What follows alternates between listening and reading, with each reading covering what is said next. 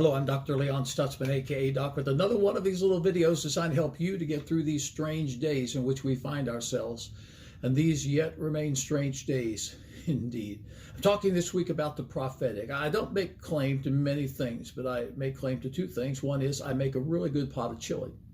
And the other is I am a prophet. Let me give you a little bit about that prophetic background. Many years ago, in a galaxy far, far away, standing in a young people's service in Dallas, Texas, a man of God called me out and said, "You've got the eyes of a prophet." Well, that led me on a journey that's continued for 52 years now. Shortly after that, I went into the ministry. That lasted for 2 revivals. Then I ended up at a little boarding house in Dallas, Texas, $10 a week, prayed in razor blades and deodorant. It was a real school of learning how to walk the faith walk. And during that time, I was sitting in church because I went to church almost every night, and a good old prophet of God by the name of Frank Mack called me out, told me everything I was going through, everything that I aspired to, and spoke a prophetic word over my life and released the anointing of the prophet. The Bible tells us in Hosea, the 12th chapter, the 13th verse, by a prophet the Lord brought Israel out of Egypt, and by a prophet he was preserved. Egypt means limitation, and if you're going to come out of limitation, you need to hear a prophetic word. Unfortunately, there are a lot of folk today that claim to be prophets that really aren't prophets. There's a great story in 1 Kings, the 22nd chapter. I'll not relate it to you. You can read it if you like, but I use an old 50-year-old Bible. New Schofield Reference Edition. It's a really bad edition for commentary, but there's one commentary in that passage I like. Ahab's lying prophets promise victory. We've had a lot of prophets prophesying a lot of things that haven't come to pass and won't come to pass because they didn't prophesy them out of the mouth of God. But there's something real about the prophetic. If you understand the prophetic from a prophetic perspective, you see, from God's perspective, everything that ever was already is. And from a prophet's perspective, all you're doing is calling forth those things that God has already established. That's the power of the prophetic. That's prophetic insight, and that's the insight you need today if you're going to succeed in these strange days in which we find ourselves. Now, let me give you a little additional insight to the prophetic. Old prophet of God, his name was Ken Ash. You've never heard of him.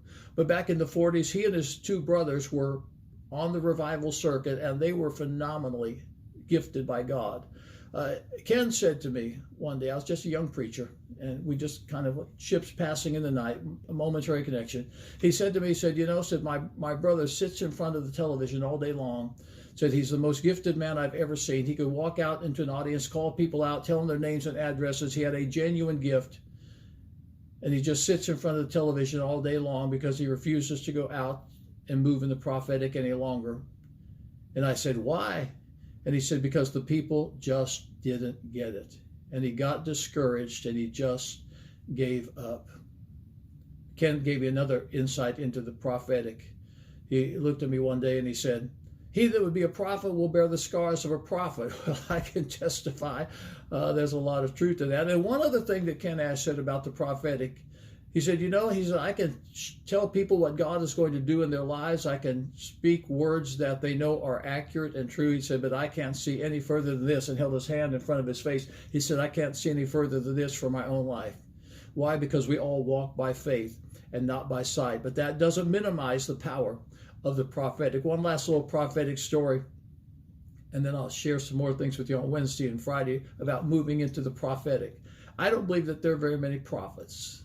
I believe that every person can touch the prophetic. Let me say it again. I don't believe that there are very many prophets, but I do believe that everyone can touch the prophetic. H. Richard Hall was a great prophet of God. He called me out one night and he gave me a word.